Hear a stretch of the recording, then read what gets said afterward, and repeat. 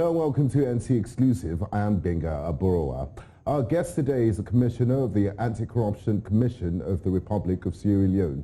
He is also President of the Network of Anti-Corruption Institutions in West Africa and an elected board member of the African Union Advisory Board on Corruption.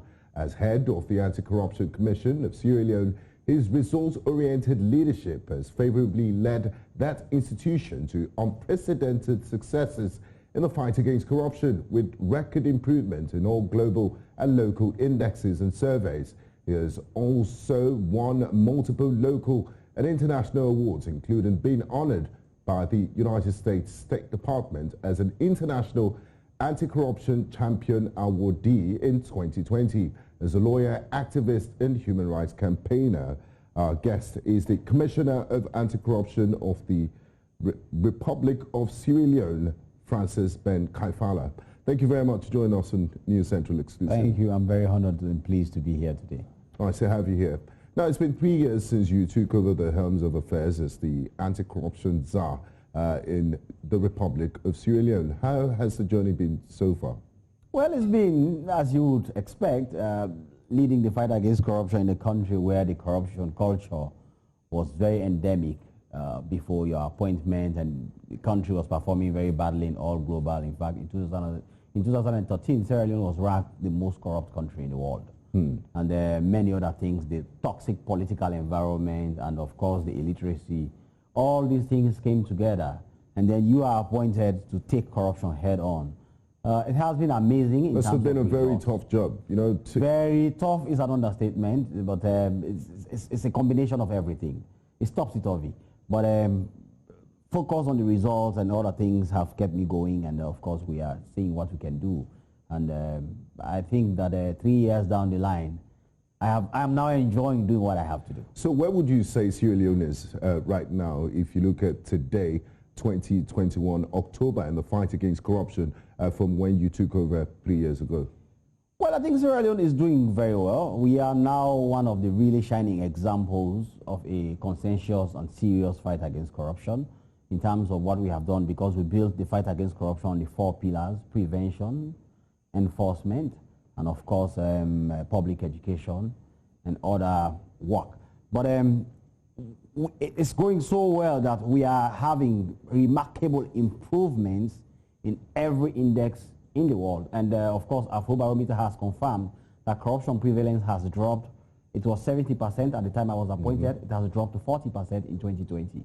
So these are the kinds of things that are showing. Yes, in just 3 years. And now, maybe, I mean, some of the improvements have to do with legislation. And talking about legislation, the new Anti-Corruption Act 2019 was given presidential assent by His Excellency President Julius Maada Bio in 2019.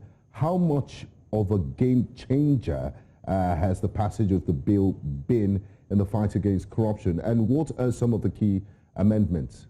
You see, the formula to winning corruption in the country that has endemic corruption is to make corruption very expensive. Okay, it has to be a high risk and a low return venture. So people should not profit from it, but it has to be also risky to engage in corruption. That is the formula as far as enforcement is concerned. So when I became commissioner, knowing this, part of the engagement I had with the president was that, look, the laws we have are not sufficiently strengthened. These are the tools that we need. Yeah. So we now need to put before the legislation, look at the loopholes in the current law. How can we make corruption expensive in Sierra Leone, but also how can we tighten certain loopholes that are making people to have incentives to engage in corruption? And that is what that reform was about. That bill was drafted by me, by my hands, working with my team, and we put it before Parliament. And it was tough for it to go through because of how. I'll let you complete your sentence. Yeah. I mean, it has some really, really significant reforms that were there, and you were just about to ask what were some of the key amendments. One of it was that to make sure that, for example, the judiciary was not ordering restitution. So somebody can steal $1 billion, and the judiciary fines him $50,000.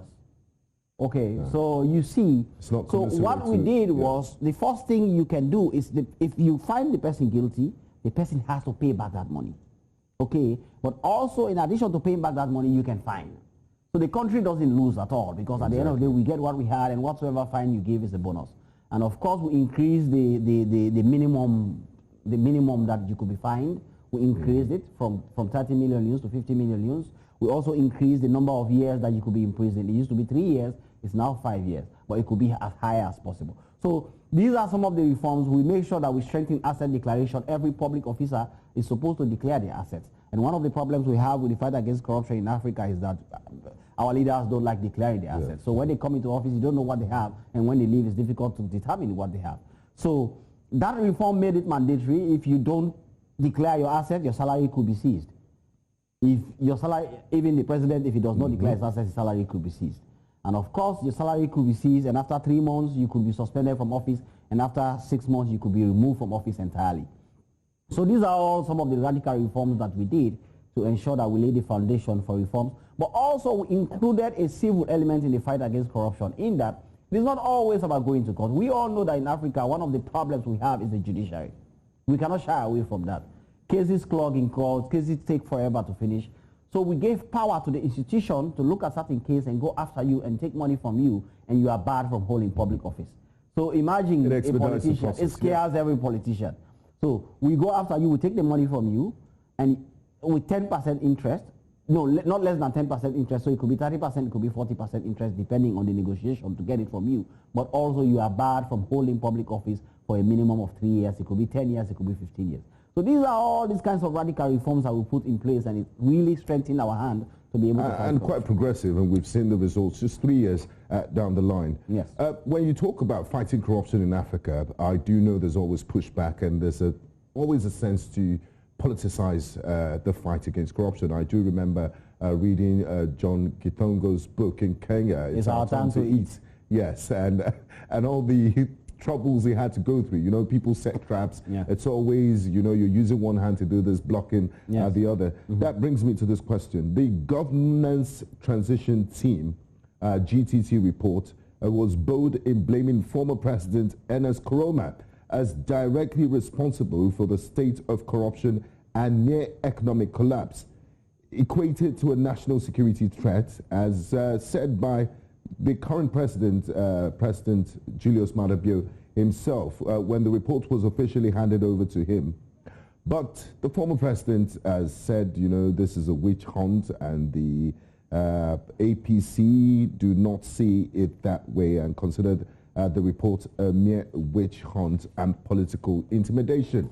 As head of Sierra Leone's Anti-Corruption Commission, what is the current status, and is the ACC being used to fight political battles, and are there sacred cows in this war against corruption?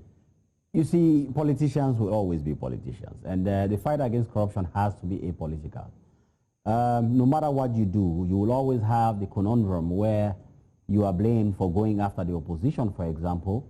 Even if it's just one opposition leader you go after, they will say you are only interested in the opposition.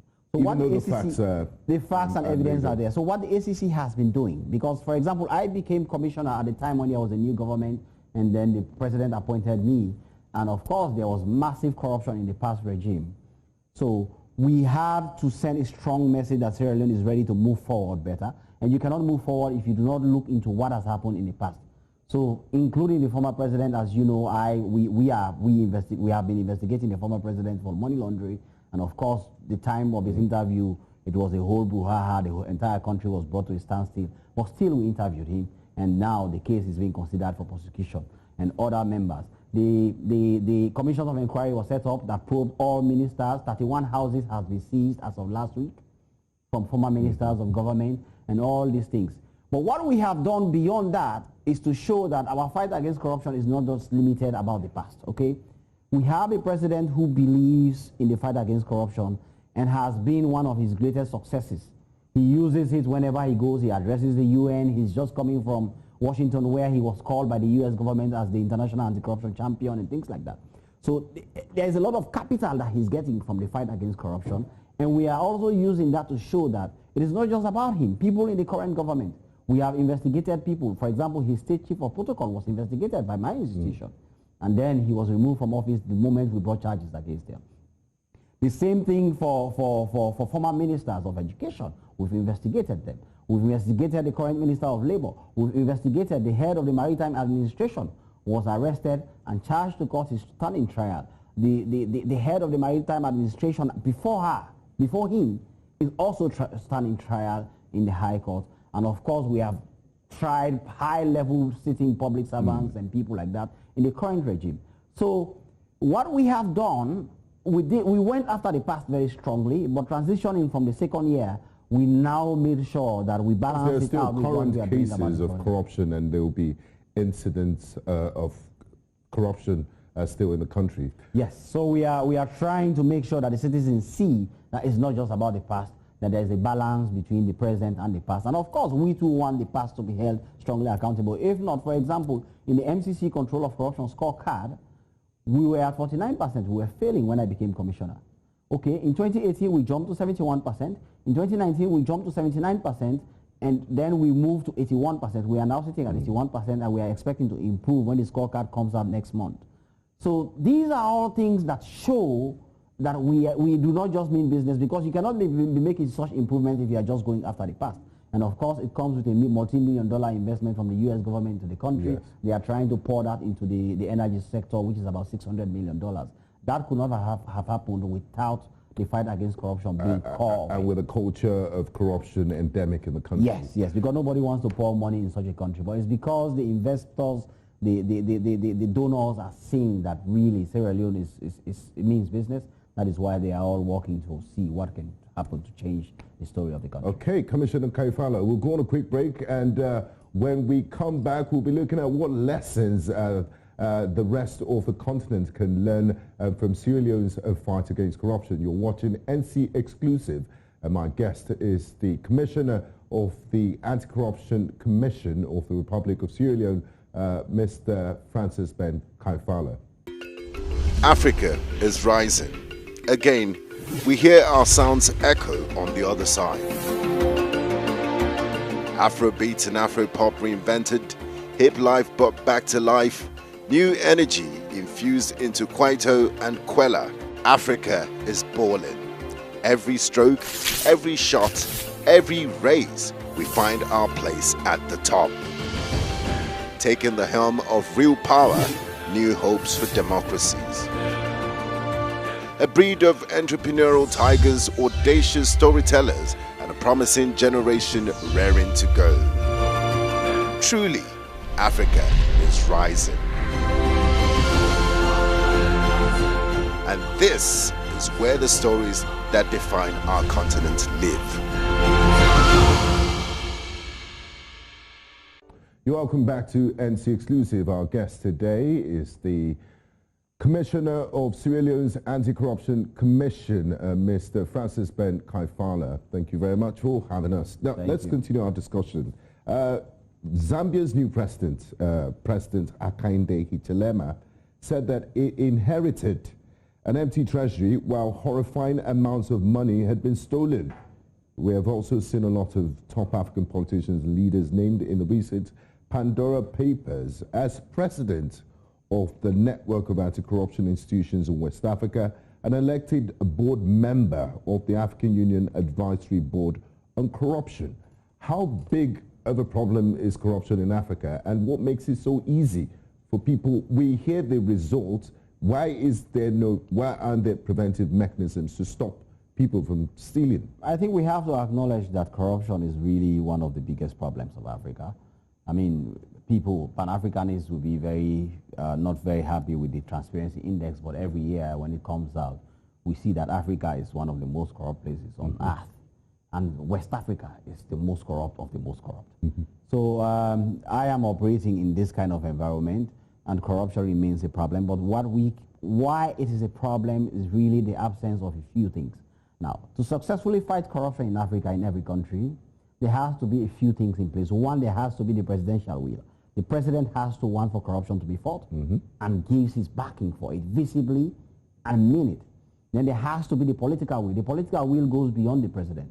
It involves every other actor, including the legislator, the judges, because you're not working in isolation. Everybody, yes. Then it has to have the buy-in of the people. Okay, the people have to also support the fight against corruption, because you have this situation where a politician is arrested and the people are blocking all the roads and they are the ones, they are not willing to testify in court. Then of course you have a problem.